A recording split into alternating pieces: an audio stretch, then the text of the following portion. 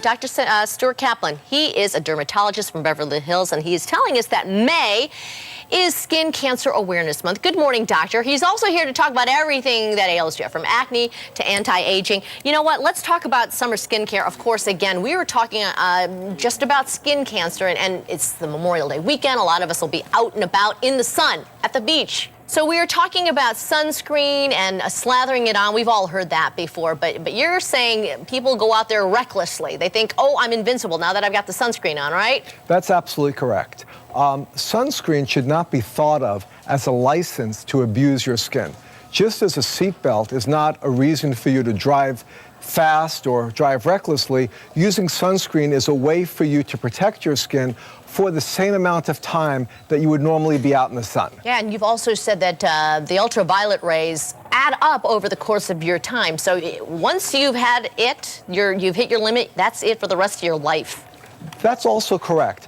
People don't realize that radiation is cumulative over your lifetime. People that work in X-ray labs, they have little badges on their outfits to let them know how much sunlight, how much radiation they get. We don't have those badges on our body. And I try to explain to my patients to think of your skin as an empty glass under a dripping faucet.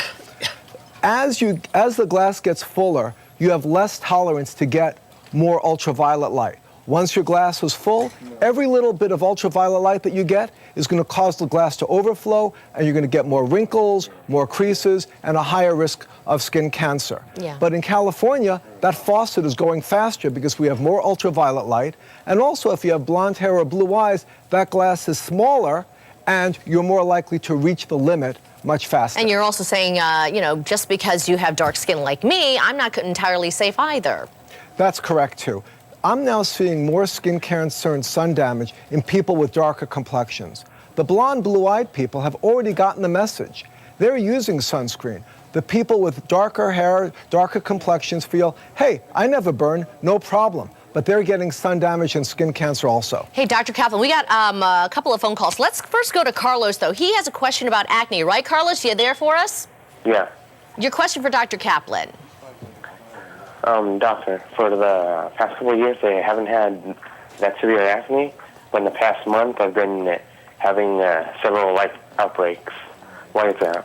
Well, there are a number of reasons why people can get acne over a short period of time. It could be other topical products you're using. It could be the time of life that you are. Hormonal changes can be causes for acne. The one thing that I will say is it's not due to dirt and it's not due to diet. So depending on the type of acne you have, you really should see a dermatologist to find out why you're suddenly getting this now as opposed to before. All right, Denise has a problem that's really been bothering her. Denise, your question for Dr. Kaplan?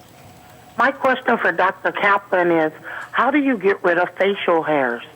The age-old question. Well, as you get older, men and women get more facial hair, but it bothers women more.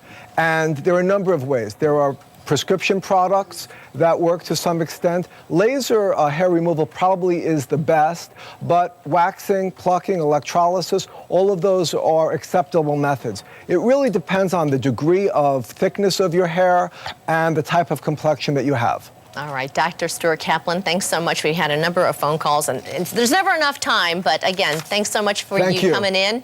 Maybe you could just swing by. Yeah, he'll swing by and do a little private examination.